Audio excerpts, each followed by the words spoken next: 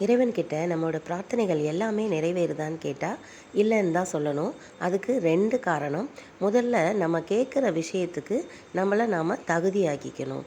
தகுதி அப்படின்னா நம்மளுடைய மனநிலை தான். ஒரு சில நேரம் நமக்கு நிறைய சந்தோஷம் வரும்போது, நான் இவ்வளவு ஹாப்பியாக இருந்தால் கண்டிப்பாக ஒரு கஷ்டம் வரும் அப்படின்னு நிறைய பேர் நம்மளில் ஒரு நம்பிக்கை மாதிரியே வச்சிட்ருப்போம். ஒரு சின்ன சந்தோஷத்துக்கே நம்மளோட நம்பிக்கை எப்படி இருக்குன்னா, நாம் கேட்டதெல்லாம் நடந்தால் அதை ஏற்றுக்கிற தகுதி மனநிலை நமக்கு இருக்குமான்னு பார்க்கணும். அதை முதல்ல நாம் வளர்த்துக்கணும். இன்னொன்று கர்ம பலன். சில விஷயங்கள் நடந்தால் நமக்கு நல்லதாக இருக்கும், சில விஷயங்கள் நடக்காமல் இருந்தால் தான் நல்லதாக இருக்கும்.